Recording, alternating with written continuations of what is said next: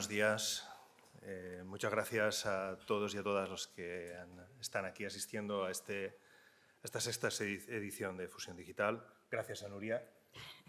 Nuria, colega, amiga y compañera en la universidad. Yo creo que Nuria es un ejemplo del moto de esta sesión, el tema de la curiosidad permanente.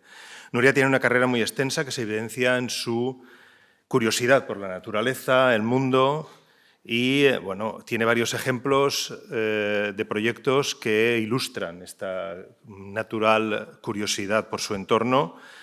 El Atlas Naturae que hiciste para IBAM. Quiero mencionar también la expo que se hizo aquí mismo en la NAU, Sistema Humboldt, que tiene que ver mucho con ese acercarte a cómo otras personas naturalistas han pensado y han influenciado en tu manera de percibir tu carácter artístico. Entonces, yo quería que nos hablaras de esa mirada tuya hacia la naturaleza y cómo te influye en tu proceso artístico. Bueno, muchas gracias por la invitación a formar parte de este foro, Eduardo, y muchas gracias a los organizadores también.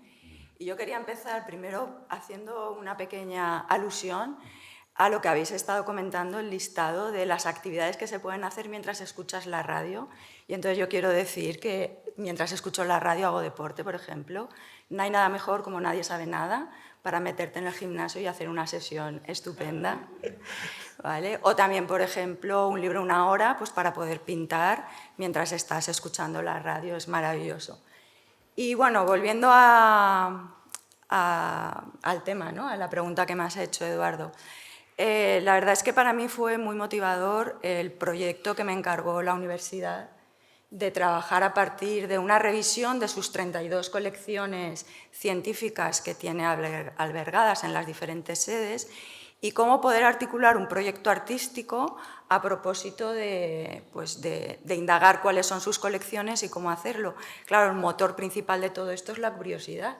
Es decir, de 32, algo abrumador, cómo selecciono y elijo algo que me ayude a crear, a partir de ahí, pues a pintar y a crear colecciones permanentes, que me gusta el título de la curiosidad permanente porque, como ha comentado antes la rectora, es un rasgo de nuestra actividad humana o de la especie humana. Y en ese caso descubrí cosas. A medida que iba indagando, estuve 4 años elaborando el proyecto, fui descubriendo cosas y me movía evidentemente la curiosidad de aprender y esa motivación personal que tengo de entender que cada exposición es una expedición. Todo lo que lleva, es decir, una idea de viaje, una idea de poder, de algún modo, cumplir con las etapas o con las fases cuando tú te metes en un proyecto. Y en este caso descubrí una cosa que a mí me parecía súper importante, y es que los Humboldt, Alexander von Humboldt y Wilhelm, su hermano, el filósofo y el filólogo, habían estado en la NAU.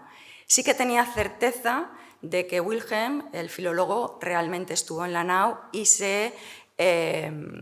tuvo una entrevista con el rector de entonces. Y empecé a tirar de ahí. Y entonces, a partir de ahí, con la colección de historia natural que está en el campus de Burjasot, fue cuando empecé a trabajar y a seleccionar. La excusa era convertirme en Alexander von Humboldt. Eso fue la realidad, eso fue lo que hice. Hubo un momento en que parecía más una historiadora que una artista, pero eso me permitió de algún modo crear un proyecto que de algún modo lo que hiciera fuera racionalizar a través de la intuición qué objetos seleccionaba para que formaran parte de esa colección infinita o colección permanente, que no era otra cosa que dar forma a la curiosidad, al descubrimiento, a eso que te sorprende. A ver, yo creo, conociéndote y viendo tu trayectoria, es evidente tu mirada hacia lo natural, esa influencia por gente como Cabanilles, como James Cook, como los Humboldt, que tú has comentado, y cómo lo has plasmado en tu creación artística. Pero hay otro rasgo del cual quiero que nos hables, porque cuando comenzamos a organizar estos foros, hablamos siempre de esa fusión de arte y tecnología. Anoche con José Manuel hablamos de que en 2019 fuimos probablemente de los primeros en ese momento que estábamos comenzando a hablar mucho sobre cómo la tecnología influía en las humanidades y viceversa. Ahora con la inteligencia artificial, con todos los adelantos tecnológicos que de manera vertiginosa se han sucedido en los últimos años, a mí me gustaría que nos contaras y le contaras al público que nos acompaña otra vertiente, otro perfil tuyo que tiene que ver con un IT experimental, que yo también conozco de primera mano, donde se experimenta una sinergia, se crea una sinergia entre el mundo de las bellas artes y el mundo de la informática, en este caso, por las personas que participan, y cómo, más allá de contarnos los proyectos que se han hecho desde UNIT, ¿cómo ves tú el futuro de la influencia de la tecnología en lo artístico?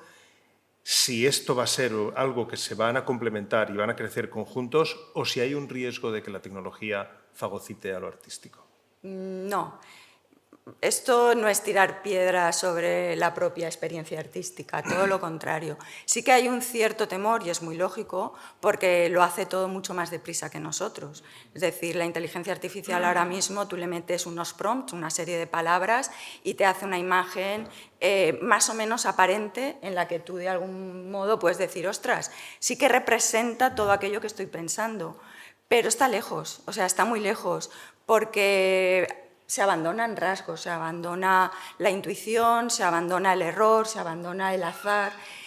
Tiene una posibilidad combinatoria múltiple. Hay que pensar que realmente cuando en el surrealismo tuvo ese avance tan potente fue por esa capacidad combinatoria lejos de cualquier racionalidad, y entonces ahí que consigue sorprendernos. El arte siempre está en constante llamada de atención, diciendo, cuidado, aquí estamos, queremos comunicar, queremos hacer un ejercicio de que miréis este tipo de propuestas.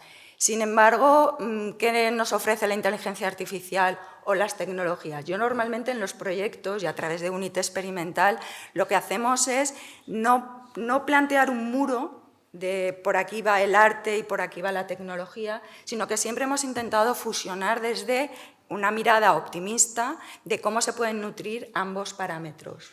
Y la verdad es que hemos hecho proyectos, yo recuerdo, Eduardo, que tú fuiste motor en todo lo que significó UNIT experimental, porque fue un experimento dentro de la Facultad de Bellas Artes de Valencia unificar precisamente la tecnología de la rama de la informática, la realidad aumentada, la realidad virtual, con precisamente el espíritu más caótico que siempre representa el arte.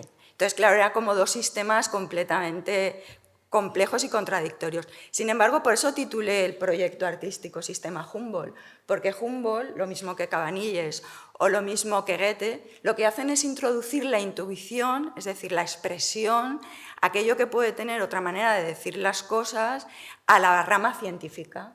Y entonces siempre lo hemos hecho, es decir, desde UNIT siempre, de hecho, voy a contar una cosa interesante, y es que el Centro Tecnológico de Bombas-Gens, que es un poco la actividad que tiene ahora, es lo que nos está pidiendo en UNIT experimental.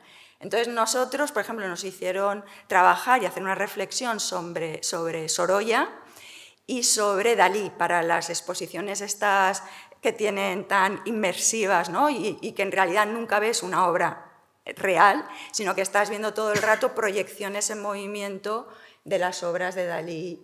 Claro, el reto para mi equipo era qué hacemos, cómo lo hacemos, cómo funcionamos, etc. Y descubrimos cosas y aprendimos.